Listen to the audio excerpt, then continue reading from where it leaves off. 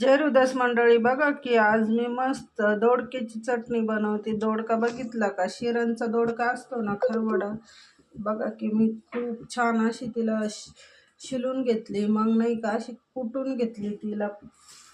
ही माझी सासूची रेसिपी। माझी सासू अशी पाट्यावर कुटत होती, पण मी ना छान अशी पण बघितलं का मी ह्या कॅरी बॅग मध्ये अशी ठेवली आणि मस्त अशी कुटून घेतली तिला। खूप छान अशी मुसळनं कुटून घेतली आणि त्यासोबत बघा ही चटणी काढून घेतली त्याला।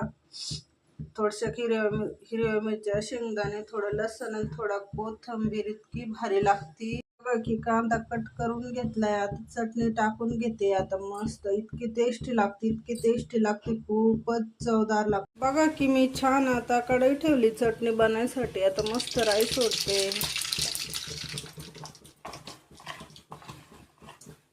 राई काय भारी तडतड करते बघा की। आता थोडासा जिरा सोडते। जिरा टाकल्यानं खूप टेस्टी लागते हो।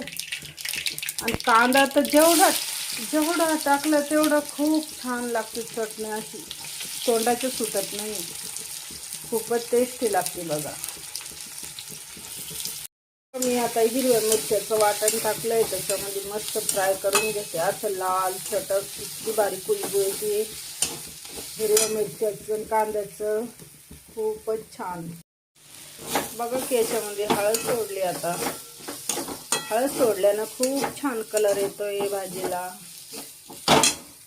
आता बघा आता दोडके कुटलेले आता मस्त सोडते आता याच्यात।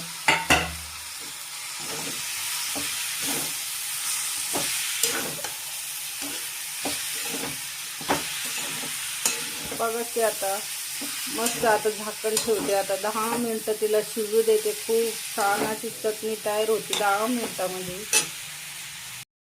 बघा की मग आमची चटणी तयार झाली। आता आमच्या मालकाचा टिफिन भरते मी आता। बघा खूपच एक नंबर झाली आहे, खूप टेस्टी झाली आहे।